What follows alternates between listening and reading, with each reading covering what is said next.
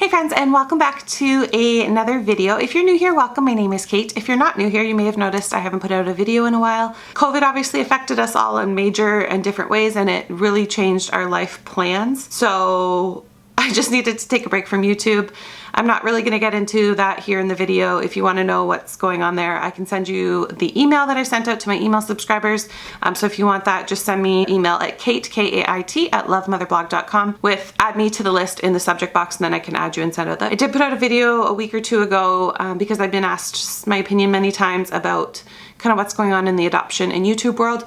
I just wanted to put that out for my community. It was never intended for mass viewers. So when I hit about 1,500 viewers, I just deleted it because I just wanted that to be for my community and not to live on YouTube long term.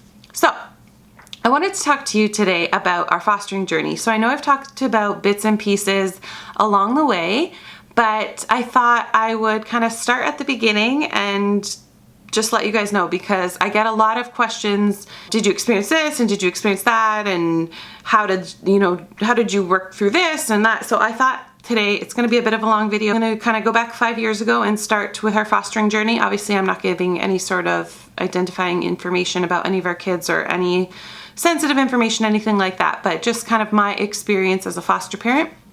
So I want to start with why we became foster parents, and there are videos and blog posts that have already addressed some things that you might already hear, but I just kind of wanted to have a video to start from the beginning. I thought that would be cool because I get a lot of people asking questions, and I thought I can just have one place to direct everybody.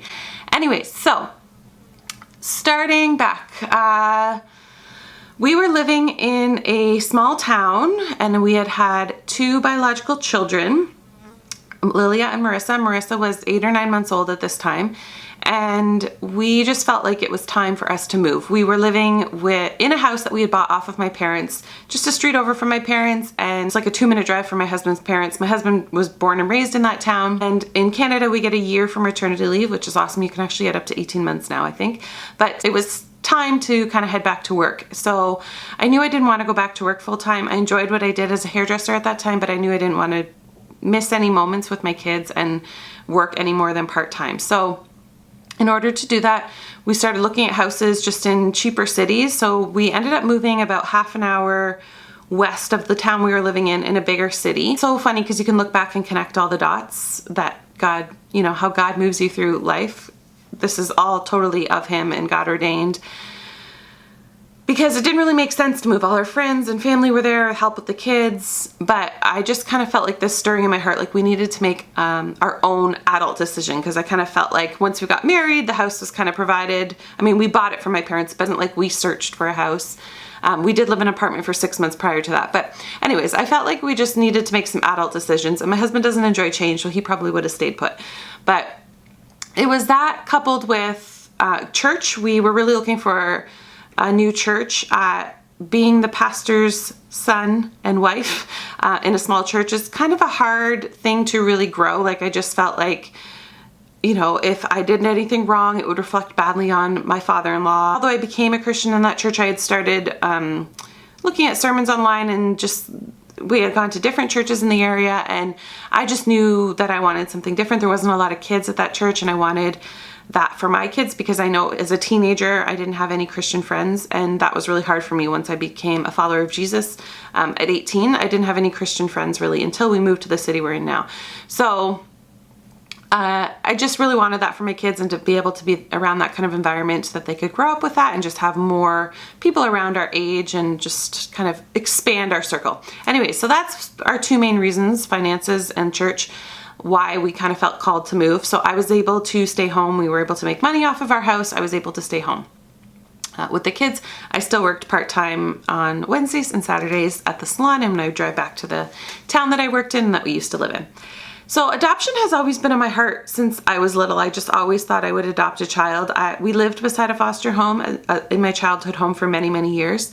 So that's kind of where I was introduced to the concept of foster care and adoption. I had a friend that was adopted. So yeah, it was just kind of always there, but I thought, I'd have my own kids, and I hate using that term, but that's what I would say, because obviously my adopted daughter is still my own. But back then I thought, I'd have biological kids first, and when they were a bit older, then we would adopt. And I likely thought we would adopt internationally. So I went to Nicaragua for the first time when I was 18 or 19. And then after that experience and just really experiencing poverty for the first time, I really did want to adopt internationally. And again, I thought that was the way we would do it. And yeah, that was just kind of there. Remember, I was thinking have 3 or 4 kids first and then adopt kind of thing. So anyways, we moved to this new city. We put an offer on a house 3 times and we kept getting denied because we were trying to, the house was way overpriced. So we were trying to offer like what was comparable to it. And the guy just kept saying no. So that was a pretty clear sign, and God worked that all out. That wasn't meant to be the house, because the house we ended up buying had a pool, which was wonderful, but it was actually around the corner from our local Family and Children's Services Agency, or DCFS or FACS, however you want to word it. Every area kind of has their own wording. And I would see this flashing sign like, help your community, foster parents needed. And every time I would drive out to go to the grocery store or to the gym or to wherever, take the kids to the park, I would drive by this sign. And it just, you know, kind of was put on my heart, foster care, and that there was actually a need for it in the city, because the town I had been living in through my teenage years into young adult years, there wasn't a huge need as far as I knew. I did know some people that had adopted and were involved in foster care, but it was nothing like the need in the city that I'm currently in. It was time to talk about baby number 3. Marissa was getting about 18 months old, I want to say. And I approached my husband to talk about baby number 3. We had the girls 17 months apart unintentionally. Marissa was a sweet, blessing little surprise. But she was 18 months old, so by the time I got pregnant and whatever, it would, you know, I still wanted my kids close in age. So I talked to my husband and he said, you know, I really feel like now is the time we're supposed to adopt. And I was kind of shocked, but totally on board. You know, we hadn't ever talked about a serious timeline, just that it was always in our future. So around this time, you know, we had been going to that church for, I want to say 6 months now, and we had met new friends, and they had at the time adopted 2 biological children. They went on to adopt a 3rd. But anyways, she started giving me more information, and like, I think she was a total God plant in my life for very specific reasons, because she started giving me a lot of information about adopting through foster care and how it worked. And I mean, it's hard to get research on that because foster care is such a thing, like people just don't talk about it. So I find it hard, which is again why I've made this channel, because I was just craving that information when I was looking into it. Anyways, we became friends and we kind of figured out all how it worked. And then that spring, March, we'd been in our house, I don't know, 5 or 6 months at that point. At that spring, sorry, I'm going to turn this phone off. So that spring we made the first call to the agency, and I was already open to adopting through foster care and fostering first for several reasons. But when we called the agency and said we're interested in foster care and adoption, she said, well, if you want to go on the adoption only list, like we won't even put you through. We already have 70 families, I think it was at the time, I'm trying to remember exact details, but approved and waiting. And because your youngest is only 18 months old, we like to have an 18-month age difference when we're placing a child for adoption. So you would really just sit on a list for a long time, because the odds of a newborn coming in and, you know, you bypassing this list of 70 people are just really, really low. So she said, but we are looking for foster parents, and if you foster and that child in your care becomes available for adoption, you are considered as one of the first options once they've ruled out family and kin to adopt that child, because you have a connection with them. Which I kind of had already known, because my friend at the time had told me about that. So I was like, yeah, I think that's the way we want to do it. Like we didn't want to adopt to grow our family necessarily. We wanted to adopt to give our family for a child who needed a family, because obviously I was able to have children biologically, and it was just more like, my heart's always been broken for kids without parents. That's the easiest way to explain it. So I had started researching international adoption at the same time, and there's just a lot of ethics and just things I didn't feel comfortable with pursuing, like how do you know you're with an ethical adoption agency, and there was just a lot of like ethical factors, and again, the age of our children was a issue. And anyways, when I found out there were so many kids in my own backyard of the city that I lived in, we decided to pursue foster to adopt.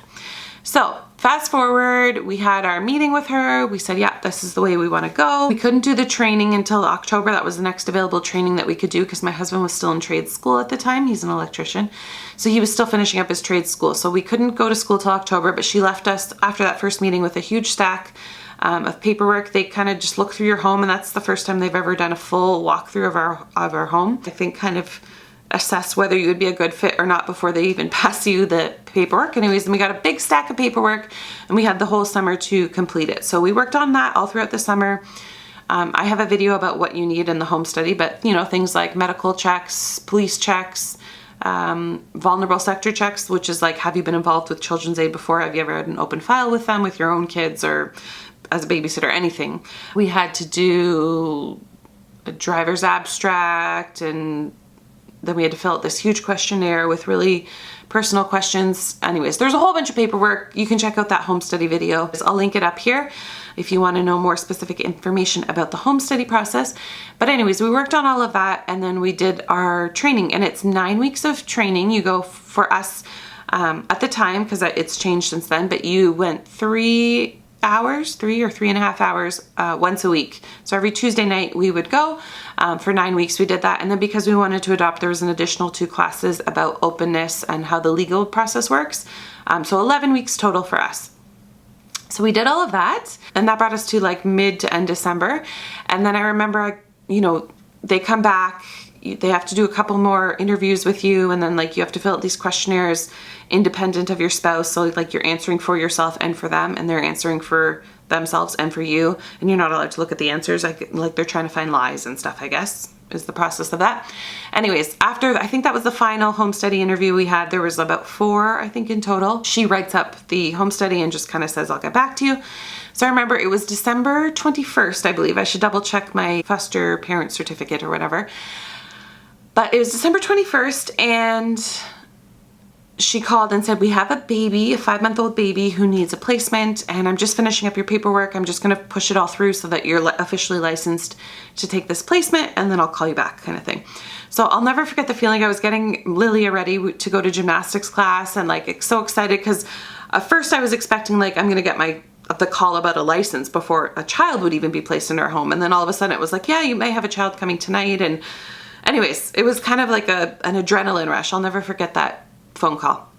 So I take Lilia to gymnastics, and then I get the call while I was there that were able to place that baby with family. So she wouldn't be coming into care, but we were officially licensed, so it would be in the mail, and you know that we would get another call soon. So we didn't get another call for about a month, and this was nearing the end of January. We got their next call, and it was a baby that was in the hospital. And they knew she'd be in the hospital for a bit, but they asked if I could start visiting her. So I was super excited. My friend came and watched Lily and Marissa. I went to the hospital. I got to meet this. It was the tiniest baby I've ever seen. I got to hold her and snuggle her. And then I stayed for a couple hours, and then I was going to come back later that night. As I was leaving the hospital, I get an email from my worker, like, don't go to the hospital because the plan for this baby might be changing.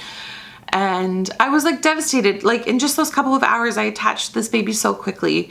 And I don't know if it was just because it was our like first real call, but anyways, the plan might be changing. I was like, what do you mean? Like the baby's not coming into care? And I knew because of the circumstances, the baby was coming into care. So I had to wait all the way. I didn't go back that evening because I didn't know what was going on. I had to wait till the next morning, and they called and said, the baby actually has biological siblings that have been adopted by a foster parent with our agency. It was just like a oversight, or I don't really know the story of how that oversight happened, but some sort of oversight happened, and that mom had wanted to take the baby. Of course, she has the biological siblings to that baby. So I'll never forget. I cried and cried and cried and cried. I was so sad. Because I thought we'd be able to bring this sweet little baby home. And then anyways, in the long run, I ended up finding out that she was adopted at 8 months old, I believe, from the same mom who adopted her siblings. So it turned out to be a great happy ending for that family, for that baby. But it was still hard. So my first goodbye happened like super quickly. And then another month went by, and like I thought we'd be getting so many calls. So those 2 months of waiting were really hard. I got another call, and they said there's a mom on birth alert. She has a history obviously with the agency, and we don't know exactly when she's due. We just know she's very heavily pregnant, and will you be on call for that baby? So I was like, of course. Didn't know if it was a girl or boy or what was happening. So another few days went by, and I'm waiting to hear for that baby. I see the unknown caller come up on my phone again, and I'm like, oh, the baby's been born, excited. And she calls and says, I still have you on call for that baby, but I also have a baby in the hospital now with a sibling coming into care, and you're our only open home for siblings right now. So I'm going to put you on call for this baby. We're not exactly sure what the situation is when they're coming into care, if both of the kids are coming into care. She said, but basically I'll put your name on the list for both of these two cases, and whichever one kind of pans out first, or, you know, needs a home first, that will be the placement you get. So I'm like, okay. So I remember I was doing my friend's hair at the time and just thinking, oh my goodness, like, okay, now there's 2 placements and I don't know who we're getting, and it might be 2 and it might be a newborn. Like, we didn't know what was happening. So the very next morning they called and said, so the older sibling's not coming into care, but the baby is being released from hospital. Can you come right now? Like, do you have a car seat? And I was like, oh yeah, like, of course. So I went to the hospital with a car seat, and I'll never forget, I've learned a lot about bio parents, but at that point I'm like, they're going to be lurking around, like they'll know I'm the foster parent, and just nervous, scared. I didn't know what to anticipate. I ended up meeting them and they were lovely. So I didn't need to be scared, but I went in and I remember like putting a blanket over the car seat to make anyone walking by think there was a baby like in the car seat, and I wasn't walking with an empty car seat. Anyways, silly little things that I remember from that time. But I went in and I saw the teeniest, tiniest little 10-week-old baby. The nurse kind of explained, and the worker explained, you know, their feeding schedule. He had a very intense feeding schedule and a very intense medical appointment schedule as well. She's like, he needs a feeding right now. Like, I'll show you how to hold the bottle and just make sure you're holding it right to make sure he's getting it all in. It's really important that he gets all this in, yada, yada, yada. And the worker was like, do you need anything else from me? I was like, no, that's good. So I'm sitting in the hospital room feeding the baby, and then I change him, and like nobody's coming back in the room. So finally the nurse comes back in and she's like, can I get you anything else? And I was like, oh no, I'm just waiting for the worker to come back in. She's like, oh, she left a while ago. And I was like, oh, so I just leave then? She's like, yeah, I guess so. And that was not, like, I was expecting the worker to walk me out to the car to make sure the car seat was installed and, you know, all of that. I just expected it to go differently. So I'm walking out with the baby. Again, I was worried the parents were going to be like lurking around and following me to my car or something. So it was a freezing cold day. It was the end of February, I remember. So I walked out to the car, put the baby in. I remember driving so cautiously, which I did when both my girls came home as newborns as well. I remember like the first time I drove with them, driving super cautiously, but this little guy was like medically fragile, and I just remember like driving like a snail. Anyways, I get home and nothing was really, I mean, the room was prepared, but you know, I didn't have boy clothes, or I didn't, you know, have a whole lot. So I got home, my husband got home from work a little while later, and then I went out with the girls to get him formula and, you know, diapers, everything that he needed, some more clothes, all of that. Anyways, so that's how our very first official placement went. He was with us for 3 months. I was able to develop a relationship with his parents, and I still get pictures from time to time from his parents. So that was my very first placement. I was able to develop a relationship with his parents, which was just really great overall, because it really eased my fears of like, I think going into foster parenting, I thought like, all of these parents are horrible people. And I think my eyes were opened very quickly. Like, these are not horrible people. They've made bad choices. Yes.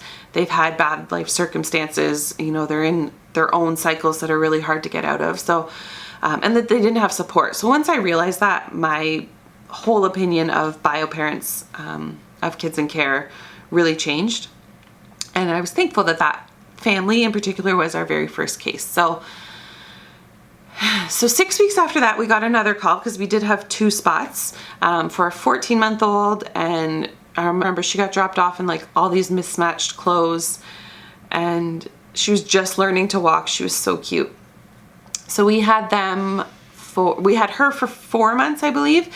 So the time that they overlapped was about 6 weeks that I had both of them, which was a very busy time, which is when I had my first investigation done as foster parent. There's a video linked here.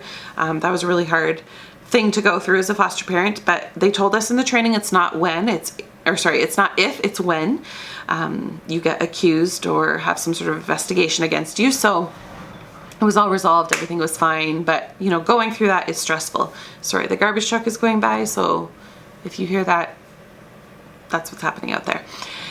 So next, after that, little boy went home, and he wasn't gone very long. We got another call for a 6-month-old girl. So we had a 14-month-old, 15-month-old, I guess she would have been at the time, and a 6-month-old, and we had both those placements for about 4 months, and they overlapped for a good majority of it.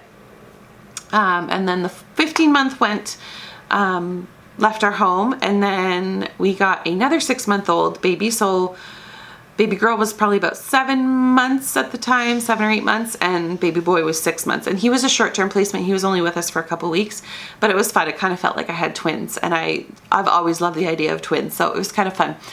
And it came to us, it was a very funny way. So, you know, the worker was going to be dropping him off, and at this time, and then, you know, time went on, we couldn't get a hold of the worker. The placing workers couldn't get a hold of this worker. We didn't know when the baby was coming, if he was coming, and it was my niece's graduation. Yeah, I guess she just graduated university, but it was her high school graduation, and we had this big family dinner planned at the restaurant Lone Star. So I was like, well, I don't know if he's coming, or if he's, you know, coming now or tomorrow or later at all. So I'm going to go to this thing. So couldn't get a hold of the worker. We left her voicemails, text, emails, and then I left a note on my door like, we're at Lone Star. So that baby actually got dropped off to me in the middle of the Lone Star parking lot, which was kind of funny. But you know, you got to make things work. And as much as I wanted to stay home, I know that sometimes placements fall through, and I didn't want to miss my niece's high school graduation. Like, I'm very close with my nieces, and I just didn't want to miss it. So that's how that baby came to us. And then our little Coco left. That was what we nicknamed her. She was with us 4 months, so she was about 10 months old when she left. And then that was the first time we didn't have a placement from when we started back in February to, I guess that would have been, I remember it was warm when she left. I want to say she left in like October, because who did we get after that? Yes, the boys came to us after that. So she left in, I think, early October, and then it was the first time that I didn't get calls like right away kind of thing. So I can't remember. There was a couple calls I said no to, but I think that was after. Yeah. So we didn't get a call for a few weeks, and it was really weird because, you know, we just had constant babies kind of coming through our home from February until October of that year.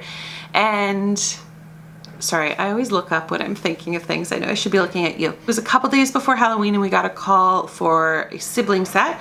And that was our oldest placement ever. They were 3.5 and 18 months when they came to us. Up to that, our oldest had been the 14-month-old, and other than that, they were all under 1.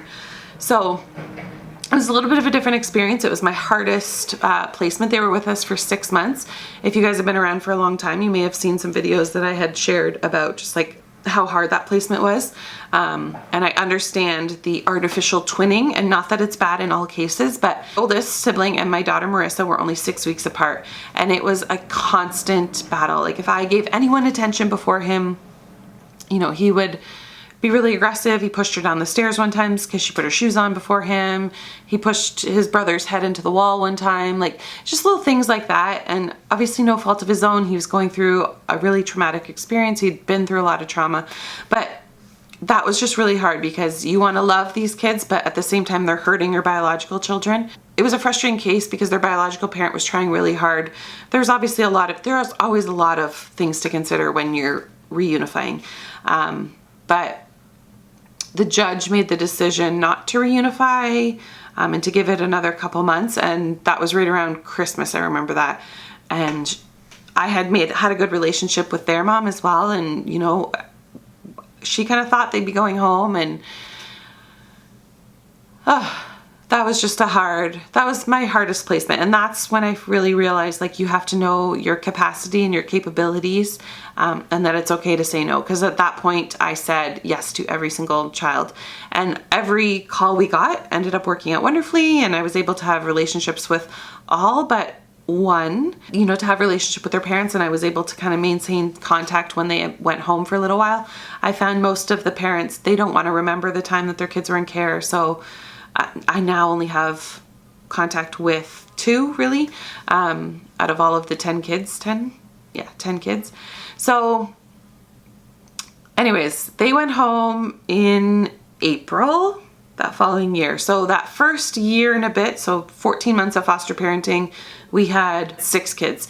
So that was a lot of transition for my girls, experiencing kids that were a bit older, and my kids were still so young. They were only 3 and 4. It was a lot. I had 4 kids under 4. That was just a really, over the winter in Canada, like that was just a really not so easy time for me. The older boy had so much energy. I remember CAS gave us like a pass, like a monthly pass to a play place so that we could take them to get their energy out, because there was so much destruction in my home, and just like, boys are just bundles of energy to begin with. And when you layer on the trauma and things that he had been through, there was just like a lot going on. And because it was cold, really cold here, obviously in Canada through the winter, hard 6 months. But it's funny because even though that was the hardest placement, they're the kids I think about the most and wonder how they're doing. I've lost touch with them now. But, oh, they were so, like, as hard as they were both so sweet as well. They had such sweet, sweet moments. And, you know, not being like a boy mom, it was my first time having like, boys are, especially toddler boys, like I just find they're different. And they were just so very sweet, and their mom was so very sweet, and she made me this beautiful sign. It was, I can't remember exactly what it says. I know my hands are safe because your heart is holding them or something, and she put the boys' handprints on them, and it was just, they were really sweet. I got quite close to her. We called her actually every single night. She asked right away, and like kind of being naive, I was like, yeah, sure, like, and gave her my phone number right away. I wouldn't recommend doing that. Get to know them a little bit first. But for the most part, it went really well. She read them a story. We bought them the, what's that book? I'll Love You Forever, or I'll Like You For Always, that book. So we had a copy, and she would often read that to them. And then she had some other books she would read to them over the phone. And pretty much every night they got to talk to her, which was really good to be able to maintain that contact. And they had a long transition home. So there was a lot of sleepovers and back and forth, which was hard, but good. I mean, sorry, that just died. That was hard and good, the long transition home. There's definitely pros and cons to that, because I think it creates a lot of confusion for the kids, especially because the older one especially could kind of understand. But yeah, there was a lot of drama in that case, and just a lot. That was a lot. So after that, they called us, and this is the first time I said no. So they called with or no, I actually said no earlier on after the investigation, because they called with another toddler, and the investigation was based off an injury, like a very normal toddler-based injury. And I was like, no, you investigated me after this injury. Like, I can't handle another toddler when my kids were only 2 and 3 at that time. I don't know if Marissa had turned 3. Maybe they were only 2 and 3. So, sorry, that was my first no. I did say no then. And then we got another call, and again, this was a little bit of a wait. So we took about a month off after the boys. I needed that. And then they called on the May long weekend about another 2.5-year-old. And after the boys, we actually changed our age from 0 to 4 to 0 to 2, just because, again, the girls were only little themselves. So it was just a lot.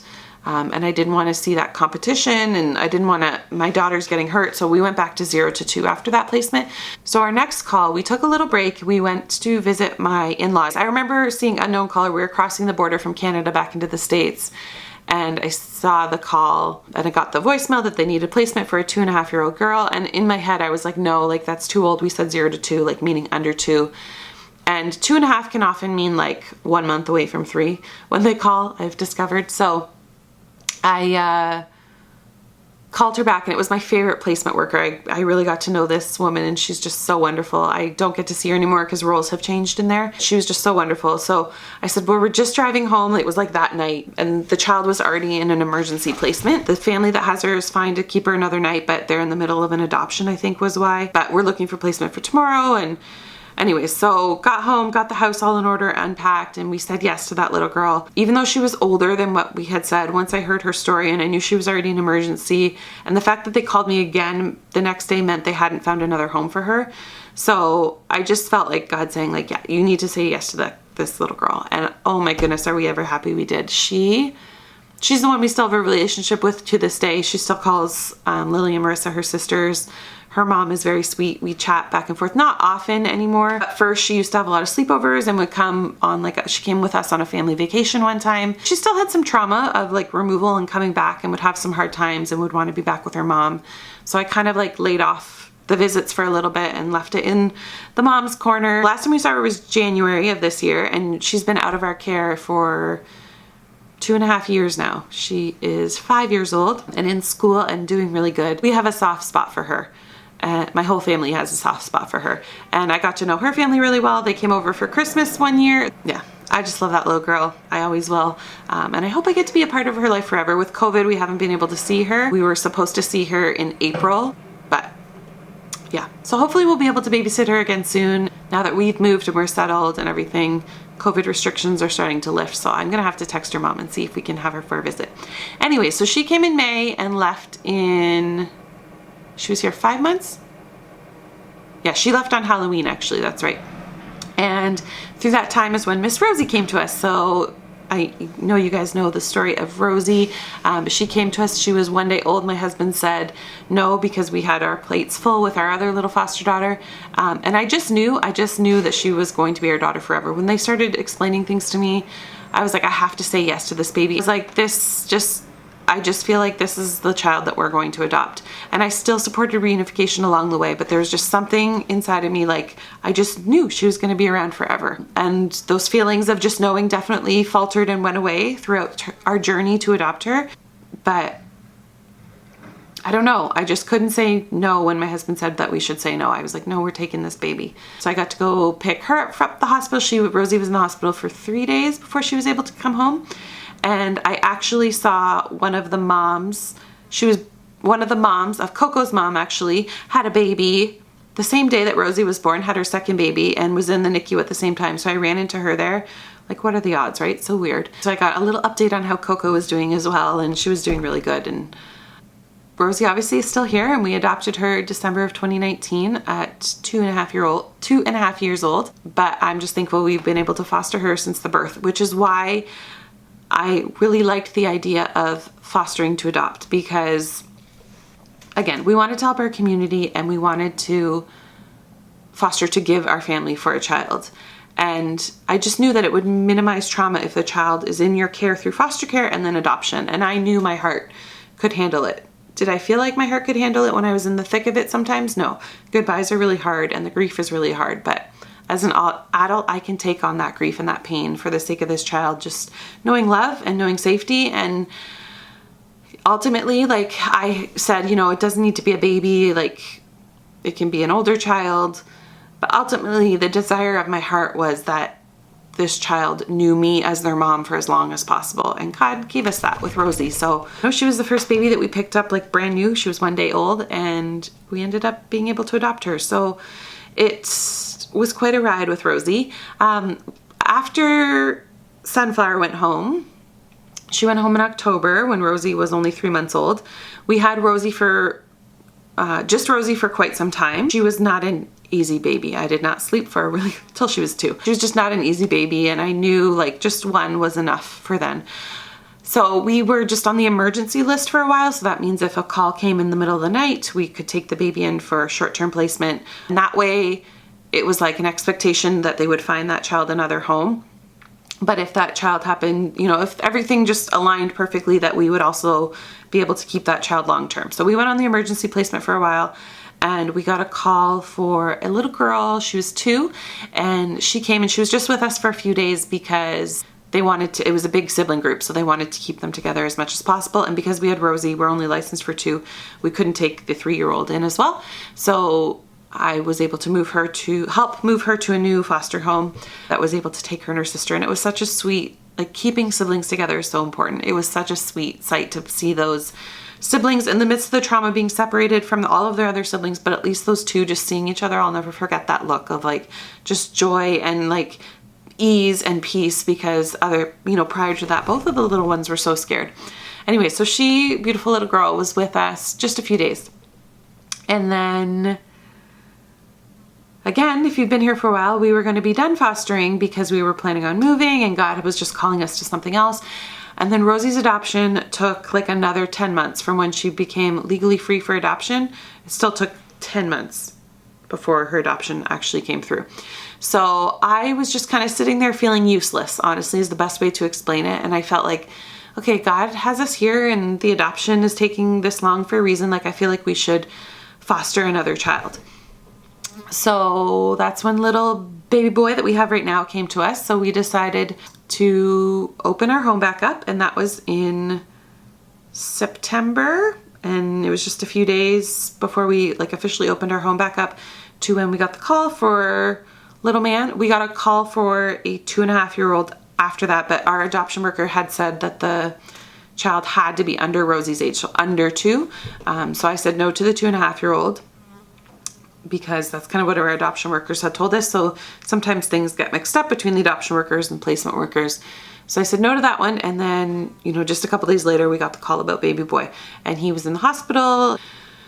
Prior to Rosie, all of our other placements had been 3 months, 4 months, 6 months was the longest. So I thought, you know, we'd be able to foster another little one and help that family reunify or go to kin or whatever it may be. But 9 months later, he's still with us. So you never know what's going to happen in foster care. We just love this little boy so much. He is just like marshmallows and sugary syrup is the best way to explain him. He is just perfection in every way. And we just love having him in our home. He's just so sweet and so precious. And I don't know what's happening with this case, and if I did, I wouldn't be sharing it here because that's not my information to share. But he is still with us, and we moved homes through this process, so they had to like relicense our home. Obviously that was through COVID, so we did that over video, Zoom, whatever, Skype, FaceTime, whatever. We're in this home, and this home is actually bigger. So I've been asking my husband, like, can we take another baby? Because I just see all the room, and I'm like, we can fit another baby easily. And my husband's just like, no, like just, we're fine right now. I think 4 is his max, and I'm like, would have 10 kids if he let me.